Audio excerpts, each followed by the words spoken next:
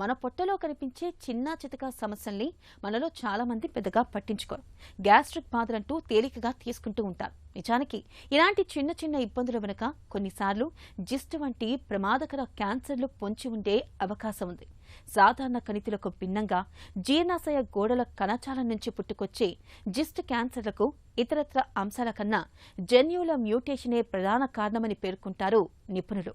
పిల్లలు, యువకుల్లో కనిపించే rare type gist క్యాన్సర్లకు చికిత్స, పరిశోధనల కోసం ఇంగ్లాండ్లో ప్రత్యేకంగా పాస్ జిస్ట్ పేరుతో క్లినిక్ను నెలకొల్పి గత 2 దశాబ్దాలుగా సేవలు అందిస్తున్నారు మన తెలుగువారైన డాక్టర్ రమేష్ బులుసు గారు. పొట్టలో పురుడు పోసుకునే ప్రమాదకర జిస్ట్ క్యాన్సర్ల గురించి ఇప్పుడు తెలుసుకుందాం. గ్యాస్ట్రో ఇంటెస్టినల్ స్ట్రోమల్ ట్యూమర్స్ అనేది ఒక రేర్ క్యాన్సర్ అన్నమాట. అది చాలా అరుదైన క్యాన్సరు. అది జిఐ ట్రాక్ట్లో ఉంటుంది, అంటే డైజెస్టివ్ ట్రాక్ట్లో ఉంటుంది. మెయిన్ సిమ్టమ్స్ ఏంటంటే వాళ్ళకి ఈ జిస్ట్ కొంచెం చాలా బ్లడ్ సప్లై ఉంటుంది, చాలా రక్త ఇవి ఉంటుందన్నమాట. దాంట్లో ఏమవుతుందంటే వాళ్ళకి కొంచెం బ్లీడింగ్ అవుతుంది. ఆ బ్లీడింగ్ వల్ల ఏంటి, వాళ్ళకి రక్తహీనం అయిపోతుంది, అంటే అనీమియా వస్తుంది అన్నమాట. దాంతో అనీమియా అయితే హీమోగ్లోబిన్ తగ్గిపోతుంది, దానికి ఆయాసము, తర్వాతము ఈ దేవుడు వస్తుంది.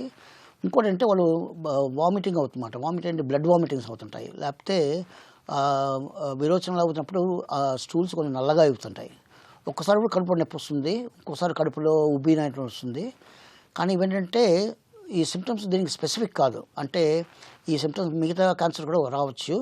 కానీ యంగ్ పేషెంట్స్లో ఇట్లా వస్తే మటుకు ఇది పెద్ద వార్నింగ్ సిమ్టమ్ అన్నమాట. ఏంటి, వాళ్ళకి ఇట్లా ఎనీమియా అవ్వడం కానీ, లేకపోతే ఇట్లా వామిటింగ్ బ్లడ్ అట్లా అంటే ఆ జిస్ట్ సస్పెక్ట్ చేయాలి. జిస్ట్ ఎర్లీ డయాగ్నోసిస్ చేస్తే అది క్యూర్, అంటే దానికి ఇంకా మళ్ళీ కంగారు పడాల్సిన అవసరం లేదు. అది ఆ సిమ్టమ్స్ గుర్తుపట్టాలి. ఆ సిమ్టమ్స్ గుర్తుపట్టిన తర్వాత సర్జన్ ఆపరేట్ చేయాలి. ఆ ప్రైమరీ ట్యూమర్ స్టమక్లో కానీ, ఆ చిన్న ప్రోబుల్లో కానీ ఉంటే ఆపరేట్ చేసేస్తే అది క్యూర్ మాట.